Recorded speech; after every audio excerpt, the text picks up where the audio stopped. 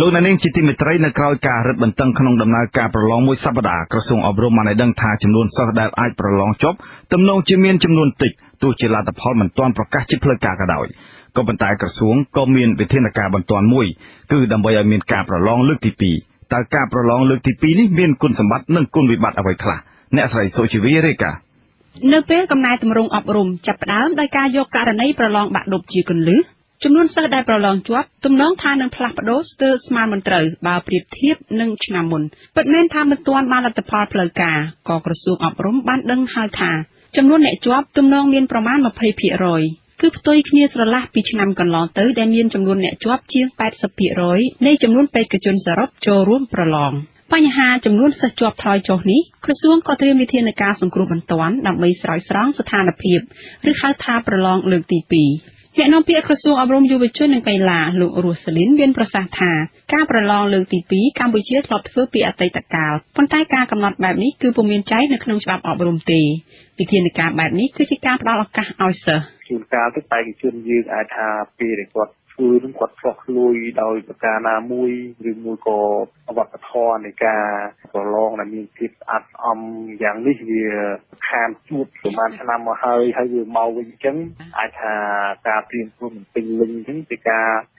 ផ្ដល់ឱកាសនេះខ្ញុំគិតថាជារឿងល្អវិញដែលពួកអ្នកខ្លះគាត់ឆ្លោះឆ្លួយក្នុងប្រការណាមួយគាត់អាចមានលទ្ធភាពនិងមានឱកាសភាសាទៀតជារឿងល្អគម្រោងរបស់ក្រសួងអប់រំនេះគឺបានទទួលអនុសាសន៍គាំទ្រពីលោកនាយករដ្ឋមន្ត្រីហ៊ុនសែនបានសកម្មថាអ្នកដែលប្រឡងលើកទី1មិនជាប់អនុញ្ញាតឲ្យមានការប្រឡងលើកទី2ដោយក្រសួងអប់រំបើកការប្រឡងទៀតហើយដើម្បីក្នុងរយៈពេលមួយខែនិងមួយខែកន្លះនេះឲ្យប្រឹងរៀនពេលហ្នឹងប្រឹងហ្មងព្រោះអត់មានឱកាសដើម្បីអីចម្លងវិទ្យាសាស្ត្រលួចច្រឡំតាមរៀនទៀតទេក្រុមអ្នកធ្វើការងារក្នុងវិស័យអប់រំនិងអ្នកសង្កេតការណ៍មើលឃើញថាការប្រឡងលើកទី2ពុំមែនជាតម្រូវការចាំបាច់នៅក្នុងការជំរុញគុណភាពអប់រំឡើយប៉ុន្តែអាចនឹងជំរុញឲ្យមានលំអាននៃការពឹងផ្អែកលើការប្រឡងលើកទី2នាយកប្រតិបត្តិនៃអង្គការដំណាភៀបកម្ពុជាលោកព្រៀបកុលលើកឡើងថាលោកគាំទ្រចំពោះការផ្តល់ឱកាសឲ្យសិស្សប៉ុន្តែលោកមិនរំពឹងទេថាការប្រឡងលើកទី2នោះអាចនឹងដំណើរការតឹងរ៉ឹងដូចលើកទី1ឡើយគឺជាការបញ្ជូនសារមួយទៅយុវជនថាគាត់អាចនឹង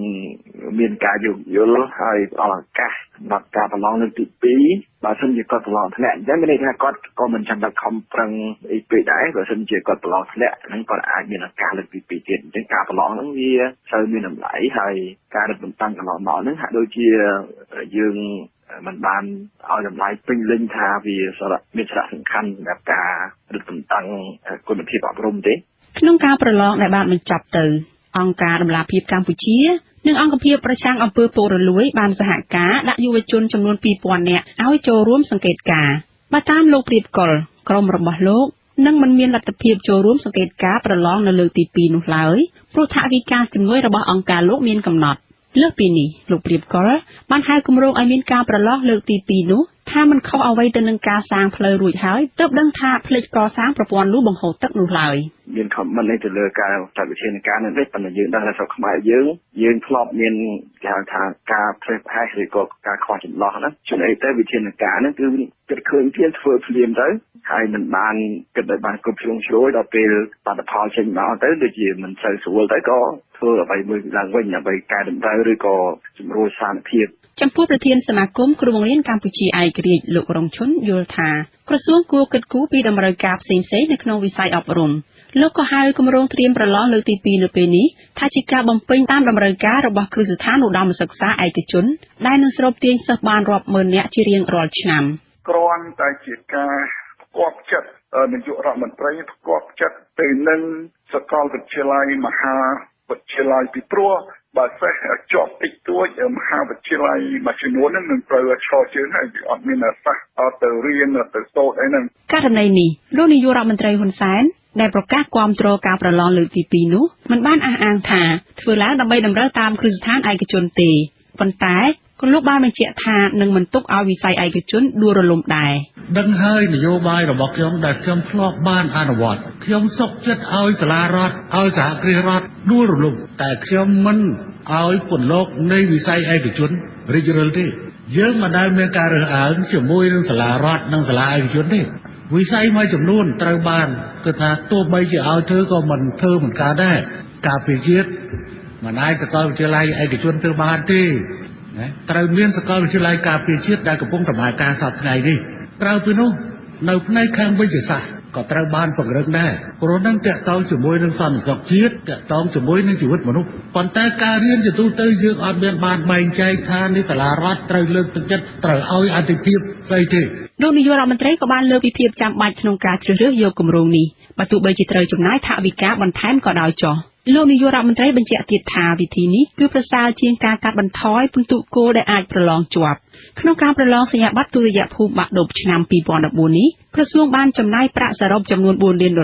ដែលកើនឡើងទ្វេដងបើប្រៀបធៀបនឹងការចំណាយនៅឆ្នាំមុនប្រសិនបើមានការប្រឡងលើកទី2នោះគឺមានន័យថាប្រឡងបាក់ឌុបឆ្នាំនេះអាចនឹងថ្លៃជាងឆ្នាំមុនប្រមាណ4 ដងដែរអ្នកវិភាគមួយចំនួនលើកឡើងថានោះគឺជាចំនួនដ៏ច្រើនបើប្រៀបធៀបនឹងថវិកា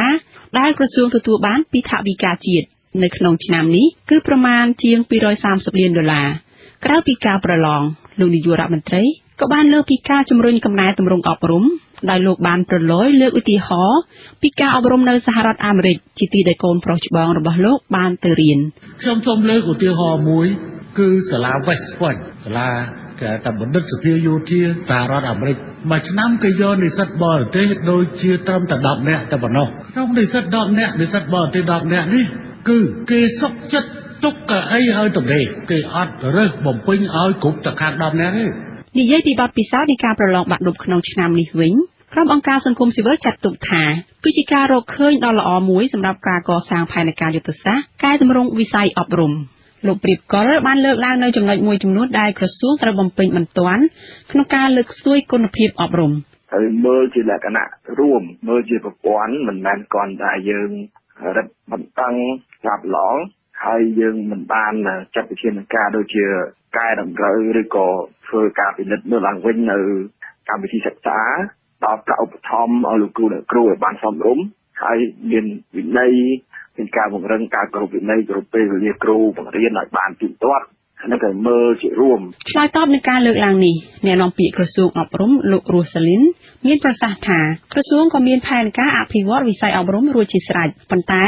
ក៏នឹងអាចបង្កើតគម្រោងថ្មីបន្ទាប់ពីបានបទពិសោធន៍នៅក្នុងការប្រឡងនៅឆ្នាំនេះយើងមានគោលការណ៍8ចំណុចយើងមានផែនការយុទ្ធសាស្ត្រអប់រំ2014-2018មានកម្មវិធីក៏ដូចជាគម្រោងនានាអនុវត្តក្នុងវិស័យអប់រំប៉ុន្តែដំណើរការប្រឡងនេះជាការចាប់ផ្ដើមមួយហាក់ដូចជាការចាត់ជីកចរដើម្បីឲ្យដំណើរការផ្សេងៗនេះវាប្រព្រឹត្តទៅព្រមគ្នាបាទហើយយោងលើបទពិសោធន៍ឆ្នាំនេះយើងនឹងពិនិត្យបន្ថែមទៀតថាការប្រឡងសញ្ញាបត្រមធ្យមសិក្សាទុតិយភូមិឬបាក់ឌុបនៅក្នុងឆ្នាំ2014នេះមានបេក្ខជនសរុបចំនួនជាង90,000 នាក់ក្នុងការប្រឡងនេះមានការរឹតបន្តឹងដែលអាចទប់ស្កាត់ការលួចចម្លងការប្រឡងជំនួសអំពើពុករលួយតាមមណ្ឌលនិងបន្ទប់ប្រឡងនិងការបែកធ្លាយវិញ្ញាសាជាដើមនាងខ្ញុំសុជីវីវិទ្យុអាស៊ីសេរី